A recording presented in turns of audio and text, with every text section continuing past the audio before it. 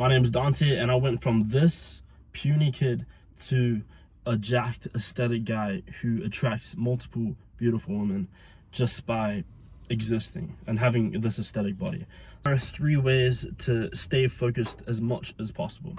Number 1, so basically when you go to the gym, you're automatically going to feel kind of brain foggy because you've been eating a lot of carbs, and that slows down your mental capacity and you can't really think straight and focus on your reps.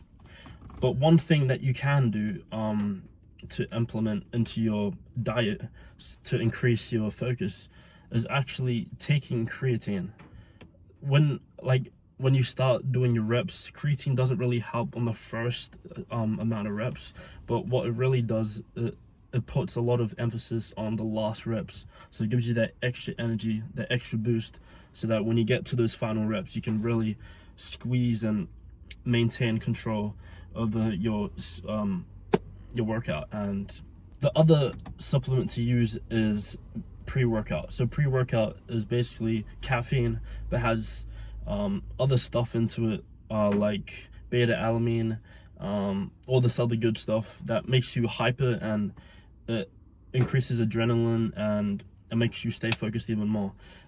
Usually I use just like this, for example, and what I usually do is I dry scoop. So what I do is I put a little bit of water into my mouth, and then I pour in that scoop and I mix it inside my mouth, and I drink more water to wash it down.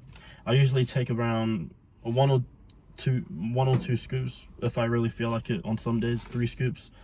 And yeah, caution though, don't take too much caffeine, or you're gonna get used to it and then you need more caffeine because it's not hitting for you, and then it's a whole process and you eventually lose sleep. So if you feel like you're going overboard on caffeine, just stop what you're doing and take 1 scoop, or don't even take creatine that day.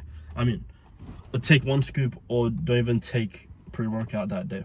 Number 2 is sleep. So if you're not sleeping enough, then automatically your whole body is it's like in agony. It's trying to recover from those previous workouts, and if you don't have enough recovery rest, then you aren't going to be at full capacity. And if you prioritize sleep, then you'll obviously gain a lot of focus boost, and yeah, you could hit your workout more efficiently. Third and final thing is surrounding yourself with like-minded people.